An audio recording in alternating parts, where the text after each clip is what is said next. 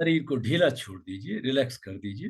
फिर दोनों हथेलियों को आपस में रगड़ के, मुंह में हवा भर के, चेहरे पे, आंखों पे, गर्दन पे, छाती पे स्पर्श करके ओम ओम ओम, रिलैक्स। चलिए, आज बहुत ही इंपॉर्टेंट टॉपिक है, तिथि और स्वर। ठीक है ना? आपके पास कैलेंडर है तो लाए होंगे। पहले थोड़ा रिकेप कर लेते हैं। अब ये गहराई, इसकी डेप्थ है, बहुत सारे प्रश्न आएंगे। एक तो आप सभी लोगों से निवेदन है, पुराने साधक तो बहुत मतलब यूं उग्र और व्यथित बहुत होते हैं, ऐसे नहीं। 10%, 20% जितना फॉलो कर सके, जितना हो रहा है तो हो ही रहा है ना, मतलब उसको ऐसे सोचना है। वो बोले सर कुछ हो ही नहीं रहा है, अरे भाई पहले से तो एक कदम आगे बढ़े है ना, ऐसा पॉजिटिव सोचिए। ऐसे कैसे लग जाएगा? अभी पिज्जा बर्गर चाय वाय पी है, अब कह रहे हैं कि सर ध्यान नहीं लग रहा है। ऐसे थोड़ी होता है कोई, जो इस तरह से नहीं होता है। अधीर मत होइए, स्लो, रिलैक्स, डीप, जेंटल, है ना, धीरे धीरे आगे बढ़ना है। एक आता है कुंडलिनी। कुंडलिनी बहुत रहस्य में है ना, और वो एक फैसिनेटिंग, एक ऐसा लगता है कि अरे उसके करने के बाद में तो बस सब कुछ हो गया, ब्रह्मा जी बन गए। तो ऐसे कोई मिल जाता है क्या? 15 मिनट में कुंडलिनी जागरण, सब चल रहा है नेट के ऊपर 15 मिनट के अंदर। और मैं सब जगह पैसे इन्वेस्ट करता हूँ, देखता हूँ। 3 घंटे का सेशन, 15 मिनट, 2.5 2 घंटे तो अपनी तारीफ तारीफ ही चल रही है। इतने बड़े हैं, इतना ज्ञानी है, उतना उतना हो रहा है। फिर आधे घंटा में कुछ बताते हैं, और 15 मिनट में एक अगरबत्ती लेते हैं कि भाई इसको उल्टा घुमाइए ध्यान करके, तो ये तो आपका चक्कर क्लीन हो गया। सीधा क्लॉकवाइज घुमाइए तो ये चक्र ऊपर बढ़ रहा है। बस ये हो गया, जाइए कुंडलिनी चक्र। अरे ऐसे क्या मजाक है? सनातन में जो परंपरा के हमारे गुरुजी वगैरह हुए हैं, वो उनका ये कहना है कि 2 से 3 हजार घंटे का ध्यान का अभ्यास, ये प्राइमरी रिक्वायरमेंट है कुंडलिनी जागरण के लिए। दिस प्राइमरी रिक्वायर्ड, ध्यान के लिए इतना ध्यान होना चाहिए। और ध्यान का मतलब आप समझे, जो मैं पहले दिन से समझा रहा हूं, वो पहले शुद्धि क्रिया है। ये स्टेप्स फालतू नहीं है। ये इतने बड़े बड़े ऋषि गोरखनाथ से लेके हठयोग के गैरन मुनि, ये कोई पागल नहीं थे जैसे यूट्यूब वाले बड़े ज्ञानी हो गए। नहीं नहीं, सबसे पहले शुद्धि क्रिया होगी। इस चीज को थोड़ा सा नोट करेंगे तो आप जीवन में सुखी रहेंगे। समझ लीजिए इस चीज को। पहले शुद्धि क्रिया होगी, नेति धोती बस्ती नौली ताटक कपाल भातिश्च, सभी तरह की क्लींजिंग क्रिया, अंतर शुद्धि, बाह्य शुद्धि। उसके बाद में हठ योग में आएंगे, जिसको आप आसन प्राणायाम कहते हैं। उसके बाद में राजयोग में आएंगे, जिसको आप मेडिटेशन कहते हैं। और उसके बाद में ये शिव सर्वोदय और फिर कुंडलिनी कुंडलिनी। शिव सर्वोदय ग्रंथ के अंदर कुंडलिनी का जिक्र आया है, इसलिए मैं आपको एक उसका ट्रेलर दिखा रहा हूँ। समझ गए? ताकि आपको लगे कि भाई मैंने सिलेबस कवर किया, थोड़ा दिखाने के लिए। ठीक है? तो इस तरह से होगा। अब क्या होता है कि मैं इनकी मीटिंग्स अटेंड करता हूँ, देखता हूँ। तो कोई कहता है सर मेरे तो ये हार्ट में यहाँ पे पेन होने लग रहा है। तो अगर अच्छा अच्छा, तेरे तो यहाँ कुंडली आ गई, अनाहत पे आ गई। अरे बाबा तुम जाओ और ईसीजी करा लो, थूक जाओगे। कल खबर आ जाएगी, अखबार में फोटो छप जाएगा।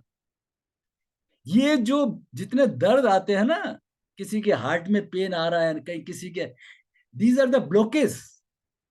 ये उन लोगों को आते हैं जिन्होंने शुद्धि क्रियाओं से क्रम चालू नहीं किया। नोट कर लीजिए इसको अच्छी तरह, इसको फॉलो करना है।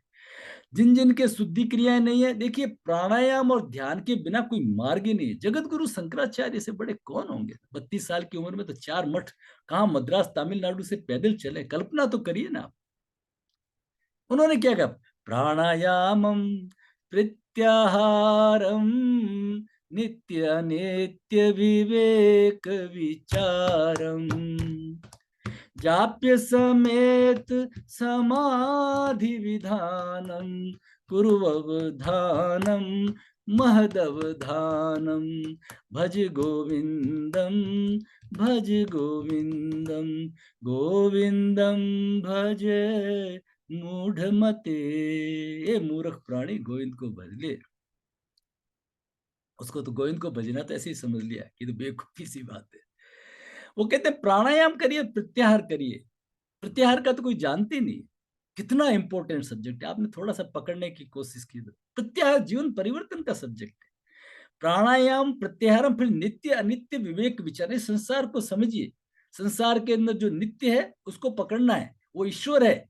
वो है हमारा साध्य। जीवन में दो बड़ी चीजें होती, थोड़ा नोट करते रहिए, बहुत गूढ़ चीजें हैं, बाद में कभी मंथन करते रहना। दो इंपॉर्टेंट चीजें, साधन और साध्य। साध्य है हमारा ईश्वर, और ईश्वर को प्राण के लिए जितनी कोशिश करते उसको कहते हैं साधन। ये जगत गुरु शंकराचार्य का दिया हुआ।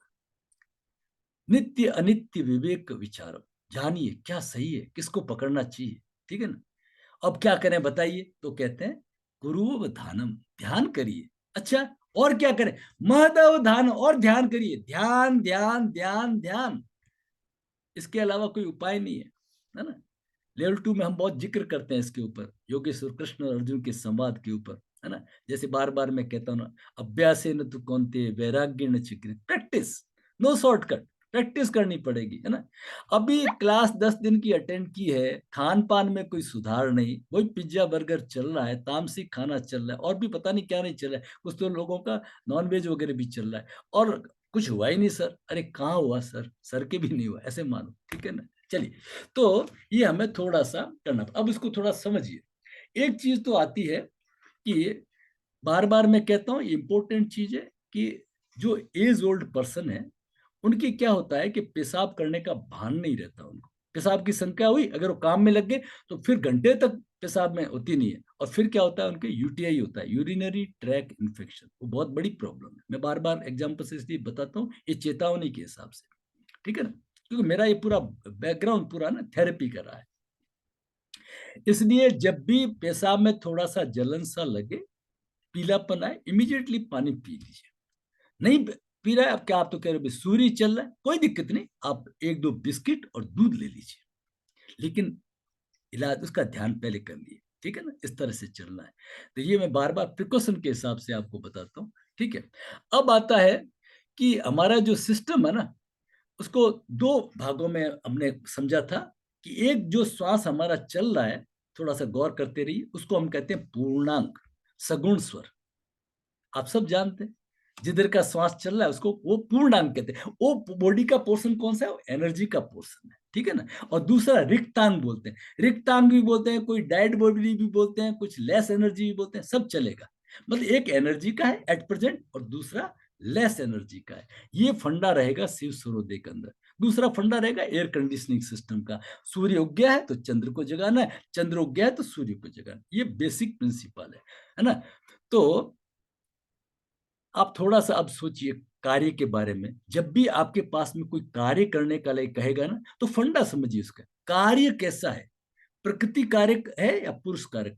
ये तीन चीजें समझ लीजिए, पहला तो पूर्णांग और रिक्तांग, दूसरा एयर कंडीशनिंग सिस्टम, सूर्य होगा तो चंद्र जगाना, यहां तक क्लियर है। और तीसरा तीसरा हमारा है कि हमें कौन से स्वर में कौन सा कार्य करना है। तो हमें हमेशा ध्यान रखना पड़ेगा, कार्य प्रकृति कारक है या पुरुष कारक है। पुरुष कारक है सूर्य, प्रकृति कारक है चंद्र, यहां से चलना पड़ेगा। ये भी चीज थोड़ा क्लियर कर लीजिए। फिर आता है, अब आपसे मैं प्रश्न पूछता हूं, जो जवाब देना चाहे तो फटाफट, नहीं तो क्या टाइम अपन ज्यादा इसमें यूज नहीं करेंगे। हम खाना राइट हैंड से क्यों खाते हैं, कोई बताएंगे, हम खाना जो राइट हैंड से क्यों खाते हैं। ऑन कर चंद्र लीजिए। नाड़ी, सूर्य नाड़ी एक्टिव है। सूर्य नाड़ी एक्टिव है, जब सूर्य नाड़ी एक्टिव है तो एनर्जी का आपके राइट हैंड के अंदर, बिल्कुल क्लियर है। मतलब उसको रटना कुछ भी नहीं है, उसको समझना है। और इसके अंदर इतने डाउट्स आएंगे, इतने डाउट्स आएंगे, क्योंकि हमारा देखो लेवल वो नहीं है। समय रहा तो मैं थोड़ा सा आपको आगे चर्चा करूंगा, वो लेवल आता है तो उसके अनुसार हमें पानी किस में पीते हैं, अब यहाँ आपको कंफ्यूजन आएगा। पानी किस में पीना चाहिए, चंद्र में पीना चाहिए। पानी हमेशा, मैंने अपने घर में सीखा है बचपन में, लेफ्ट हैंड से पीना पड़ता है। अब तो सब चलता है, किसी से उठा लो, क्योंकि ऐसे करेंगे तो बेवकूफ कहलाते हैं ना। मतलब पानी खाने में अगर थोड़ा सा बीच में घूंट पीना पड़ता है, कभी हमें वो राइट हैंड को हाथ नहीं लगाने देते, वो कहते नो ये जूठा है, मुंह में जा रहा है ये जूठा है, लेफ्ट लगाइए। जल देवता है भाई, जल कोई ऑर्डिनरी चीज नहीं है। अभी 2 मिनट में फंडा क्लियर करते हैं, ये समय रहा तो इन चीजों पे चर्चा करेंगे, बड़ी अद्भुत चर्चा है इसकी, ठीक है ना। तो पानी हम उससे पीते हैं, तो इसका मतलब क्या हुआ, इस समय चंद्र सूर्य चलेगा तब हम पानी पिएंगे। एक लाइन में लिख दीजिए, एक लाइन में लिख लीजिए जरूर पढ़ने के ऊपर, जो हमारे शुभ कर्म है, शुभ कर्म में चेतना को आगे रखें। इतना सा लिख दीजिए। जो शुभ कर्म है, शुभ कर्म कौन सा कहलाएगा? जहां आपका बॉडी का एनर्जी का पॉइंट चल रहा है, जो आपका पूर्णांग है। शुभ कर्म में चेतना को आगे रखें। तो अभी कर्म कौन सा है? खाना खाना। तो एनर्जी का फ्लो कहाँ है? राइट में। तो राइट हैंड को आगे रखें। क्लियर हो गया? अब मेरे को पानी पीना है, कौन सा स्वर चल रहा है? चंद्र। तो अब ये चंद्र स्वर है, तो किसको आगे रखेंगे? लेफ्ट हैंड को आगे रखें। जो चेतना किधर है आपकी, आपके शरीर की चेतना किधर है? अभी आपका शरीर का चेतना का लेवल क्या है ना? खाना खाते समय चेतना हमारी राइट के अंदर है, पानी पीते समय हमारा चेतना लेफ्ट में। तो शुभ कर्म में चेतना को आगे रखें। इतना सा बात है। शमशान वगैरह किसी की डेथ होती है, तो वहां पे कैसी एनर्जी होती है? शमशान के ऊपर नेगेटिव एनर्जी होती है, डिप्रेशन वाली एनर्जी होती है, अच्छी एनर्जी नहीं होती है ना। तो उस समय हम क्या करेंगे?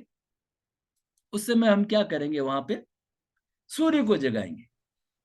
शमशान में अगर गए, कोई डिप्रेशन है, तो सूर्य को जगाएंगे, उसके विपरीत डिप्रेशन में नहीं आएंगे। तो शमशान में जाते हैं तो मटका है वो लेफ्ट हैंड से पकड़ते हैं, उसको अशुभ में आता है, उसको अशुभ कर्म में मानते हैं। वैसे दुनिया में शुभ और अशुभ कुछ भी नहीं है, लेकिन वो एक अच्छा ऑस्पिशियस नहीं है ना। डेथ हो गई किसी की, तो मटके को लेफ्ट हैंड से पकड़ते हैं। टॉयलेट क्लीनिंग लेफ्ट हैंड से करते हैं, चाहे वो लेफ्ट हैंडी भी हो, चाहे राइट हैंडी हो, करेगा लेफ्ट हैंड से। उसको अशुभ कर्म माने। वैसे शुभ अशुभ कुछ भी नहीं है, वो भी एक काम करना है, लेकिन वो एक अच्छा काम नहीं मानते, इसलिए टॉयलेट क्लीनिंग लेफ्ट हैंड से करेंगे। तो इसलिए क्या है कि हर चीज को अपने रटना कुछ नहीं है, हमें उसको समझना है कि जो है हमारा, वो किस नेचर का कार्य है।